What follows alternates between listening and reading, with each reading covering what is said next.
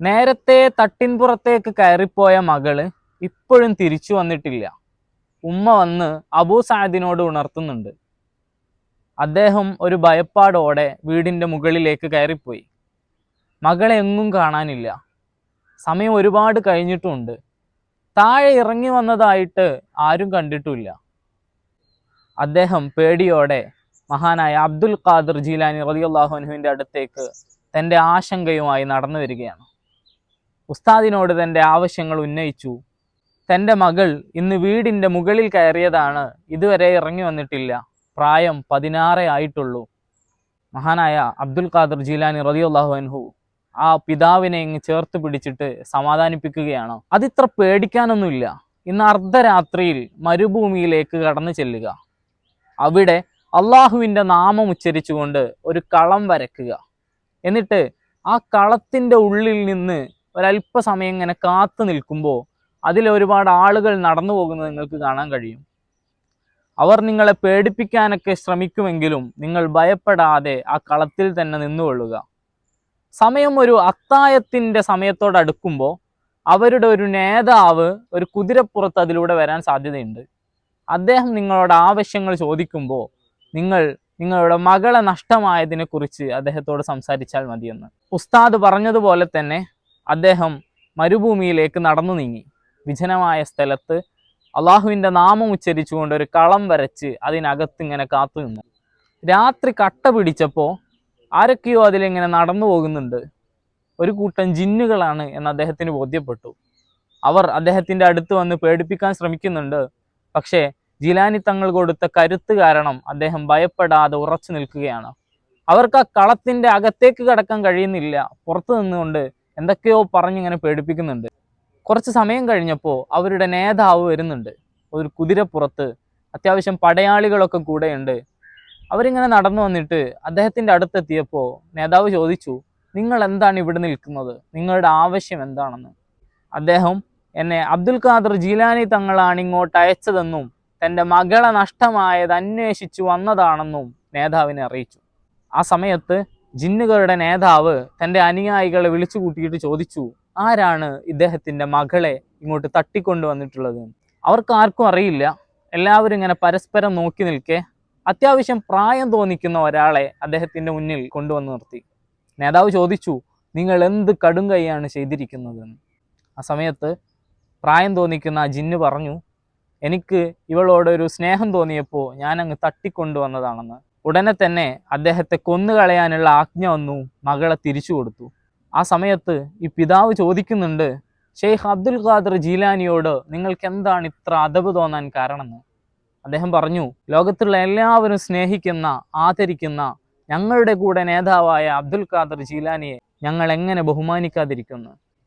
മഹാനായ അബ്ദുൽ ഖാദിർ ജീലാനി തങ്ങളോട് തൻ്റെ ശിഷ്യന്മാരൊരിക്കൽ ചോദിക്കുന്നുണ്ട്, നിങ്ങൾ വിലായത്തിൻ്റെ മർത്തബയിലേക്ക് എത്തിയതിൻ്റെ തുടക്കമൊന്ന് പറഞ്ഞു തരുമോ എന്ന്.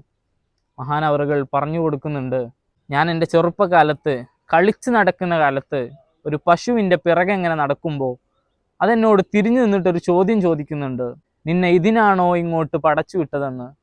എന്നെ വല്ലാതെ ചിന്തിപ്പിച്ച ഒരു ചോദ്യമായിരുന്നു. ഞാൻ ഉടനെ തന്നെ വീട്ടിലേക്ക് തിരിച്ചു വന്ന് വീടിൻ്റെ മുകളിൽ ഇങ്ങനെ ഇരിക്കുമ്പോൾ അള്ളാഹുവിൻ്റെ മാർഗത്തിലേക്ക് ഇറങ്ങാനുള്ള ഒരു ചിന്ത എന്നിൽ ഉണർന്നു വരുന്നുണ്ട്. ഞാൻ എൻ്റെ ഉമ്മയെ വന്ന് കണ്ട് എൻ്റെ ആവശ്യം ഉന്നയിച്ചു.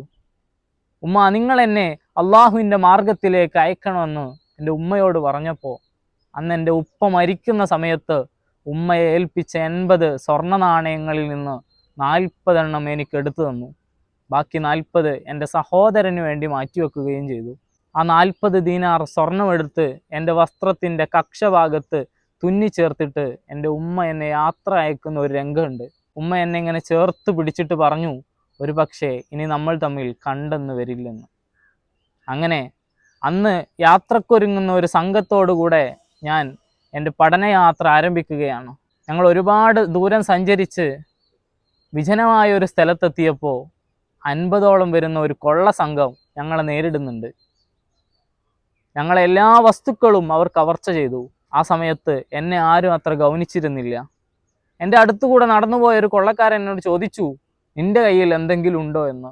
ഒരു പരിഹാസ ചോദ്യമായിരുന്നെങ്കിലും യാത്ര അയക്കുമ്പോൾ ഉമ്മ തന്ന ഒരു സമ്മാനം ഉണ്ടായിരുന്നു. മോനെ നീ ആരോടും കളവ് പറയല്ലേ എന്നൊരു ഉപദേശം. എൻ്റെ മനസ്സിൽ ഉമ്മയുടെ ഉപദേശം ഓർമ്മ വന്നു. ഞാൻ പറഞ്ഞു എൻ്റെ അടുത്ത് 40 സ്വർണ്ണ നാണയമുണ്ടെന്ന്. അദ്ദേഹം ഒന്ന് പുഞ്ചിരിച്ച് തള്ളിയിട്ട് നടന്നുപോയി. കുറച്ച് കഴിഞ്ഞപ്പോൾ അടുത്ത ഒരു കൊള്ളക്കാരൻ എൻ്റെ അടുത്ത് കൂടെ വന്നു. അദ്ദേഹവും ചോദിച്ചു, നിൻ്റെ അടുത്ത് എന്താണ് ഇവിടെ ഉള്ളത് എന്ന്. ഞാൻ പറഞ്ഞു എൻ്റെ അടുത്ത് 40 സ്വർണ്ണ നാണയങ്ങളുണ്ട് എന്ന്. അദ്ദേഹവും ഗൗനിക്കാതെ തിരിച്ചുപോയി. അങ്ങനെ കവർച്ച ചെയ്ത് കിട്ടിയ കൊള്ള മുതൽ ഓഹരി വെക്കുന്ന സമയത്ത് അവർ സമയം പോക്കെന്നോണം നേതാവിനോട് ഈ രംഗത്തെ വിശദീകരിക്കുന്നുണ്ട്.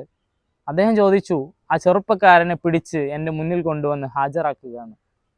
അവർ എന്നെ കൊണ്ടുപോയി അദ്ദേഹത്തിൻ്റെ മുന്നിൽ കൊണ്ടുപോയി നിർത്തിയപ്പോൾ അദ്ദേഹവും പരിഹാസത്തോടെ ചോദിച്ചു, നിൻ്റെ അടുത്ത് എന്താണോ ഉള്ളതെന്ന്.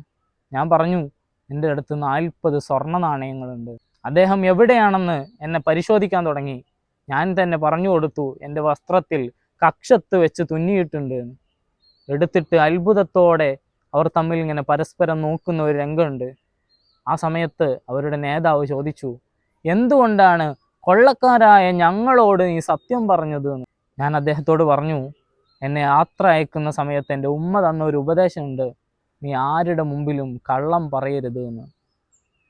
എൻ്റെ ഉമ്മയോട് വാക്ക് ലംഘിക്കുക എന്നത് എന്നെ മനപ്രയാസമായി തോന്നിയപ്പോൾ ഞാൻ നിങ്ങളോടും സത്യം പറഞ്ഞതാണെന്ന്. കൊള്ളക്കാരുടെ നേതാവിൻ്റെ കണ്ണിൽ നിന്ന് കണ്ണുനീരൊലിച്ചിറങ്ങുന്നത് ഞാനിങ്ങനെ കാണുന്ന രംഗമായിരുന്നത്. അദ്ദേഹം എന്നോട് പറഞ്ഞു, എൻ്റെ രക്ഷിതാവ് എത്രയോ വട്ടം എന്നോട് വാഗ്ദാനം ചെയ്ത ഒരുപാട് വാക്കുകൾ ഞാൻ ലംഘിക്കുകയുണ്ടായി. നീ എത്ര വലിയ ഭാഗ്യവാനാണെന്ന്.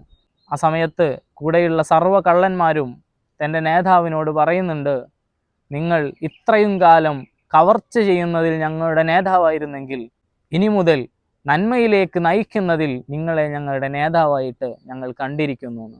എൻ്റെ കാരണം കൊണ്ട് സന്മാർഗത്തിലേക്ക് വന്ന ആദ്യ സംഘമായിരുന്നതൊന്നും മഹാനായ അബ്ദുൽ ഖാദർ ജീലാനി റളിയല്ലാഹു അൻഹു കൂട്ടിച്ചേർക്കുകയുണ്ടായി.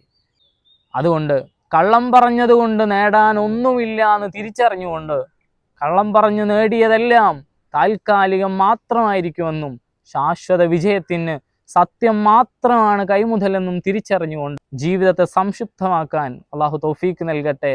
ആമീൻ. അസ്സലാമു അലൈക്കും വറഹ്മത്തുള്ളാഹി വബറകാതുഹു.